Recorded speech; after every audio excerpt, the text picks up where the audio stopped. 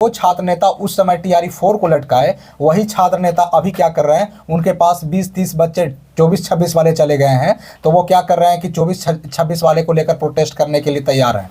मैं 24-26 वालों से भी साफ कह देना चाहता हूँ, वो आपके भी नहीं हैं, वो आपके हित में भी नहीं बात नहीं करेंगे। अगर उनके आपके बाद वाले यानी 24-26 के बाद यानी 25 वाले या 28 वाले 24-26 के बाद जो आएंगे यानी 25 वाले जो आएंगे, नए सेशन वाले आएंगे, 24 के बाद वाले सेशन वाले आएंगे, उनके लिए भी अगर 20 बच्चा उनके पास चला जाएगा तो वो उसके लिए भी प्रोटेस्ट करेंगे और आप लोग को भी TRE 4 में शामिल नहीं होने देंगे। मैं ये नहीं कहता हूँ आप लोग शामिल होइए, ठीक है, आप लोग को अगर सरकार मौका देती है शामिल होइए, लेकिन TRE 4 का नोटिफिकेशन आ जाना चाहिए और इसके लिए हम लोग लगातार प्रोटेस्ट कर रहे हैं और इसका फ़ायदा मिला है। नमस्कार साथियों, आप सभी का स्वागत है। साथियों, आज मैं आप लोगों का 8 से 10 मिनट का समय लेने वाला हूं। आज मेरा मन आप लोगों से कुछ कहने का किया, ठीक है, इस वजह से मैं ये वीडियो बना रहा हूं, ठीक है। देखिए, मैं सबसे पहला मुद्दा है मेरा TRE 4 से रिलेटेड ही मैं वीडियो बनाता हूं और TRE 4 के विषय में ही मैं बात करूंगा, लेकिन यहाँ पे 2-3 पॉइंट पे आज हम लोग बात करेंगे। एक पॉइंट है कि क्या TRE 4 का जो प्रोटेस्ट हुआ, भूख हड़ताल हुआ, उससे कुछ फ़ायदा मिला या सब ये बेकार था। दूसरा पॉइंट है कि TRE 4 का नोटिफिकेशन कब तक आएगा भी या नहीं आएगा, ठीक है। और तीसरा बात, क्या छात्रों को जो TRE 4 का तैयारी कर रहे हैं उनको तैयारी करते रहना चाहिए या वो उसकी तैयारी छोड़कर किसी दूसरे एग्ज़ाम की तैयारी में लग जाना चाहिए। मैं इन तीनों मुद्दों पर बात करूँगा, आप लोग ध्यान से सुनिएगा।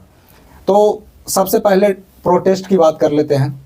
देखिए, प्रोटेस्ट हम लोग लगातार कर रहे हैं। छात्र नेता दिलीप कुमार के नेतृत्व में हम लोग का प्रोटेस्ट चल रहा है, आप लोग देख ही रहे हैं, लगातार हम उनका वीडियो भी अपलोड करते हैं, है ना।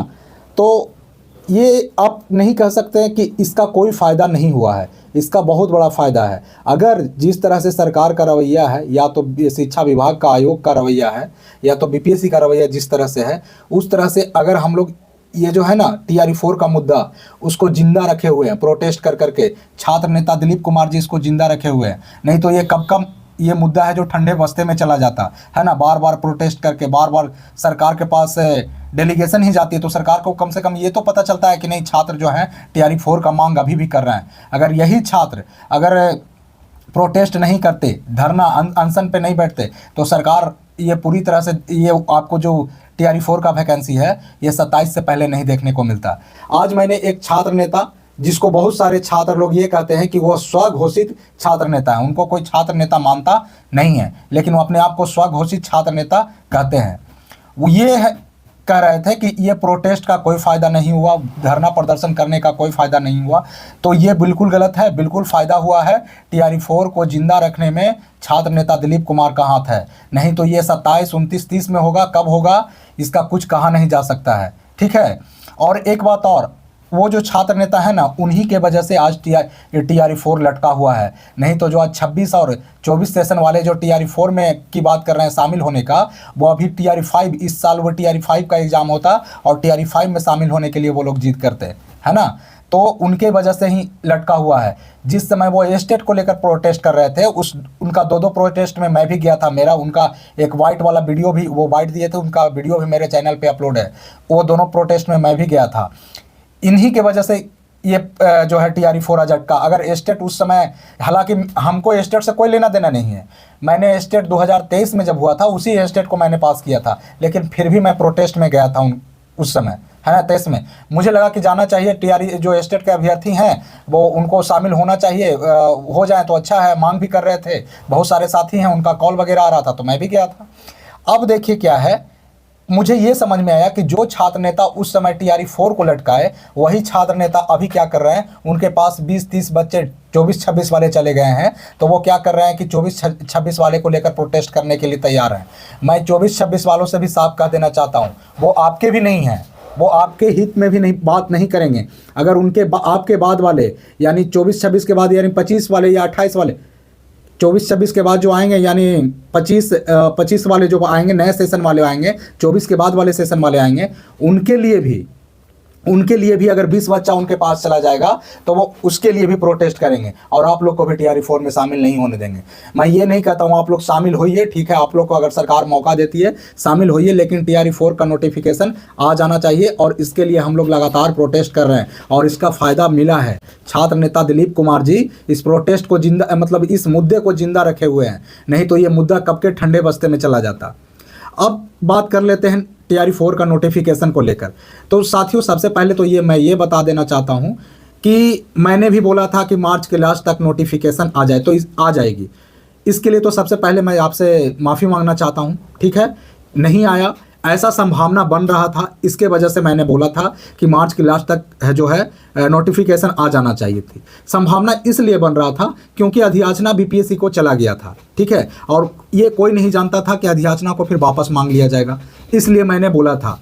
और जितने भी यहाँ के शिक्षक थे, सभी लोगों जो भी अनुमान लगाए थे, वो शिक्षक हों, यूट्यूबर हों, जो भी अनुमान लगाए थे टीआरई 4 को लेकर, सबका अनुमान करीब करीब फेल हो गया। सबका अनुमान फेल हुआ, सिर्फ मेरा ही अनुमान नहीं, सबका अनुमान फेल हुआ है, ठीक है ना। तो यहाँ पे एक तरह से कहा जाए तो ये सरकार का गलत नीति के वजह से, या सरकार नहीं चाहती कि टीआरई 4 इतना जल्दी आए, जिसके वजह से ये हो रहा है, ठीक है। तो और दूसरी बात अभी मैं ये बताना चाहता हूँ कि टीआरई 4 का नोटिफिकेशन अभी आएगा या नहीं आएगा, ये कहना बिल्कुल सही नहीं होगा कि आ जाएगा। देखिए, मैं ये एक अनुमान लगा के इस बार भी बता रहा हूँ, हो सकता है बिहार में जो सरकार है चेंज होने वाली है, ठीक है, सरकार चेंज होने वाली है, तो हो सकता है जैसे ही नया सरकार बने तो अपना क्रेडिट लेने के लिए, है ना, हालांकि ये वैकेंसी तो बहुत पुरानी है, करीब 2 साल पुरानी, इस पर बहुत सारा ट्वीट आया था, रीट्वीट हुआ था, सारे बीजेपी हो या जदयू हो, सारे के ट्विटर हैंडल से इसका पोस्ट हुआ था। हो सकता है क्रेडिट का खेल चल रहा हो, जैसे ही सरकार आए अपना क्रेडिट लेने के लिए, सरकार चेंज हो, अपना क्रेडिट लेने के लिए ये बहाली को दे सकती है, तुरंत दे सकती है। या तो फिर अगर बहाली नहीं आती है, अगर सरकार बन जाती है, सरकार के बनने के 1 सप्ताह के भीतर अगर बहाली नहीं आती है, तो ये बहाली एकदम तय है कि चुनाव से पहले नहीं आने वाला। वो चुनाव चाहे लोकसभा हो या विधानसभा हो, उससे पहले 28-29 से पहले ये वैकेंसी नहीं आने वाला है, ये एकदम तय हो चुका है। अगर सरकार बनते नोटिफिकेशन 1 सप्ताह के अंदर नहीं आई तो, हालांकि हम लोग और भी प्रयास लगातार करते आए हैं, प्रोटेस्ट हम लोग कर ही रहे हैं। जो साथी नहीं आ पाते हैं, कोई बात नहीं, आप लोग ज़्यादा दूर में हैं तो नहीं आ पाते हैं, लेकिन जो पटना या पटना के आसपास रहते हैं, आप लोग ज़रूर आइए। आगे का प्लान जो भी छात्र नेता दिलीप कुमार के नेतृत्व में होगा, मैं आप लोग को अपडेट देता रहूँगा।